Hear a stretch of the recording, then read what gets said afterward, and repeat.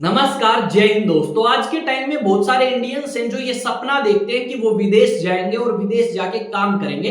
तो उनके लिए सबसे ज्यादा जरूरी है ये वीडियो। अगर आप भी अपने बच्चों को विदेश भेजना चाहते हैं तो एक बार ये वीडियो जरूर देखें और उसके बाद डिसाइड करें। जैसा कि आपने थंबनेल से आइडिया लगा लिया होगा कि कुछ इंडियंस आपके इजराइल में काम करने के लिए गए थे और उन्हें बंधक बना लिया गया था फिलिस्तीनियों के द्वारा। तो इस वीडियो में इसी टॉपिक के ऊपर बात करने वाले हैं। वीडियो को एंड तक जरूर देखना और अगर आप चैनल पे नए हैं तो चैनल को सब्सक्राइब और बेल आइकन को प्रेस कर लेना और अगर वीडियो अच्छी लगे तो उसके बाद लाइक भी करना। स्टार्ट करते हैं आज के इस सेशन को। जैसा कि आप सभी मेरे पीछे एक मैप देख पाओगे, इस मैप के अंदर एक एरिया वो है जहां पे इजराइल लिखा गया है और एक एरिया वो है जहां पे वेस्ट बैंक लिखा गया है। अब कुछ इंडियंस आपके क्या करने जाते हैं, इजराइल के अंदर काम के लिए जाते हैं और ज्यादातर जो इंडियंस हैं वो कंस्ट्रक्शन लाइन में जाते हैं इजराइल के अंदर। अब ये लोग जो आपके इजराइल में काम करने के लिए गए थे, इनके साथ क्या हुआ, कुछ फिलिस्तीनी नागरिकों ने इनको बंदी बनाया और बंदी बनाने के बाद एक जगह इन्हें कैद में रखा गया।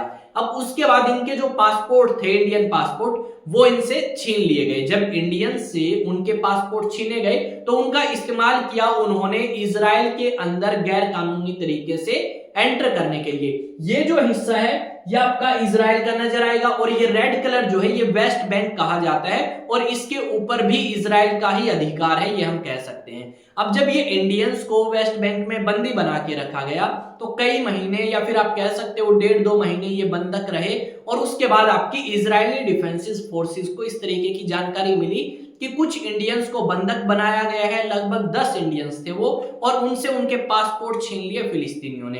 अब वो फिलिस्तीनी जिन्होंने पासपोर्ट छीने हैं वो गैर कानूनी तरीके से इजराइल में आने की कोशिश करेंगे और इजराइल के अंदर कुछ एक्टिविटीज कर सकते हैं जो इजराइल के लिए सही नहीं होंगी। अब ये बात जब इजराइल को पता लगी तो इजराइल ने एक ऑपरेशन स्टार्ट किया और उसी ऑपरेशन के तहत उन्होंने जिन भी लोगों के ऊपर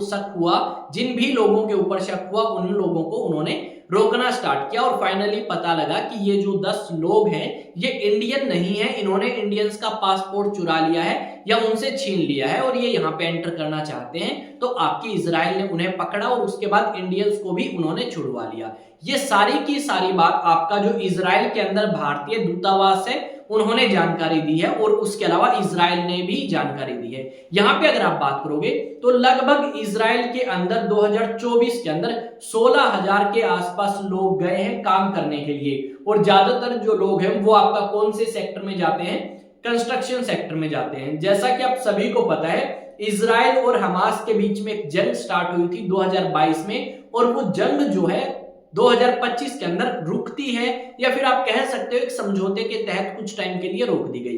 अब यहाँ पे वो इंडियंस जो इजराइल के अंदर गए हैं वो काफी बार इसी तरीके से टारगेट किए जाते हैं और उनका इस्तेमाल किया जाता है हमास या अलग अलग संगठनों के द्वारा ताकि वो इजराइल को टारगेट कर सके। यहाँ पे हम इजराइल का शुक्रिया करेंगे कि उन्होंने हमारे 10 इंडियंस को बचा लिया और सुरक्षित उन्हें अपने पास ले आए या फिर वापस इजराइल में ले आए वेस्ट बैंक से। अब इस तरीके की एक्टिविटीज हमें अलग अलग जगह देखने को मिलती हैं।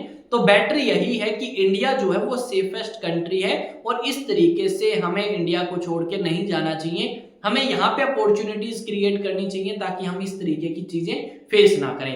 अभी रिसेंटली हमने ये सुना था कि आपका यूएई के अंदर एक औरत जो उत्तर प्रदेश से जाती है काम करने के लिए, उसके ऊपर कुछ केसेस हुए और केसेस होने के बाद उसे 15 जनवरी 2025 को फांसी दी गई। अभी 3 मार्च 2025 को उसका जो शव है या आप कह सकते हो मृत शरीर जो है वो आपका भेज दिया गया भारत में उनके फैमिली मेंबर्स के पास।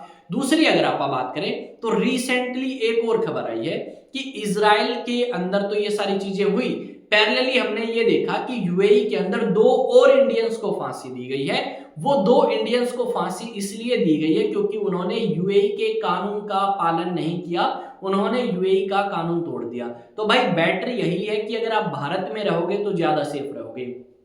यह हम सभी को पता है कि भारत के अंदर फांसी की सजा बहुत रेयर सिचुएशंस में दी जाती है, जबकि हाँ उम्र कैद की सजा दी जा सकती है या फिर आप कह सकते हो और तरीके की सजा आपको यहाँ पे मिल सकती है। पर फांसी की सजा काफी कह सकते हो सीरियस सिचुएशंस में दी जाती है, नॉर्मल नहीं जैसा आपका यूएई या अदर कंट्रीज में दी जाती है।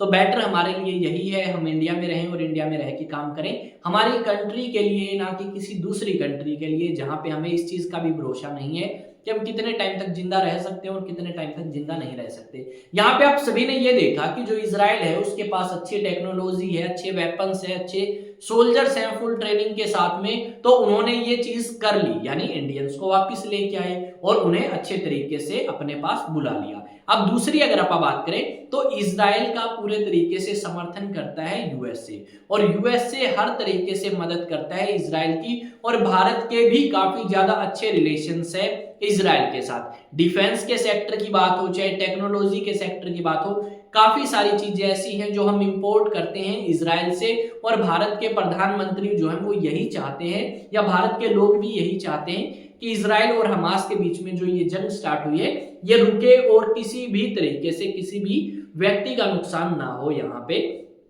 चाहे वो वेस्ट बैंक हो चाहे आपका इजराइल हो। अब इंडियंस तो बच चुके हैं, बारी आती है हमास की। क्या हमास भी इसी तरीके से बच पाएगा इजराइल से, या हमास आपका नहीं बच पाएगा इजराइल से? ये हमें यहाँ पे देखना होगा कि किस तरीके से हमास आगे की शर्तें मानता है या फिर शर्तें नहीं मानता है। अगर शर्तें नहीं मानता है तो नुकसान डेफिनेटली इजराइल को ही होने वाला है, सॉरी हमास को ही होने वाला है, इजराइल को नहीं, क्योंकि इजराइल के पास पूरा समर्थन है यूएसए का और हर एक चीज में बहुत ज्यादा एडवांस है वो हमास से। और डेफिनेटली हमने ये देखा भी है कि किस तरीके से हमास के फरकच्चे उड़ा दिए थे, या आप कह सकते हो हमास को पूरे तरीके से कमजोर कर दिया था इजराइल ने। ये सारी चीजें देखने को मिलेंगी।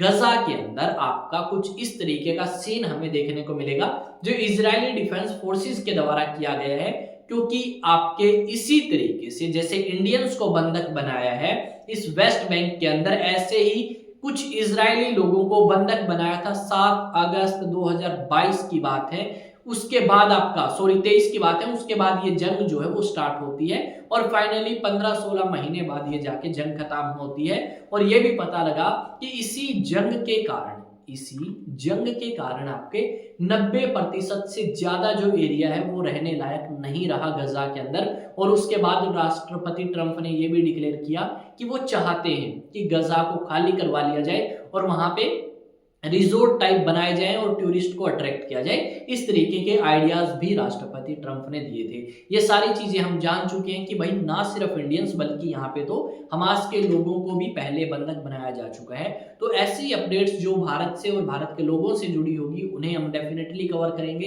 क्योंकि बाकी मेन मीडिया में इस तरीके की खबरें हमें नहीं मिलती, अभी तक नहीं मिली। जब आपके रिलीज कर दिए गए हैं तब इस तरीके की खबरें मिली हैं, अदरवाइज हमें ये खबर नहीं थी कि किस तरीके से इंडियंस को बंधक बनाया गया। किसी भी न्यूज़पेपर में नहीं, ज्यादातर न्यूज़पेपर्स हमने कवर किए पर नहीं मिली, पर यहाँ पे अब रिलीज हुए तो मिली, अदरवाइज खबर ही नहीं मिलती और शायद ये लोग जिंदा भी नहीं बचते। तो मिलेंगे एक नए सेशन में नई न्यूज नई अपडेट के साथ। तब तक आप इस चैनल को सब्सक्राइब करें, बेल आइकन को प्रेस करें और वीडियो को शेयर करें अगर वीडियो अच्छी लगी है।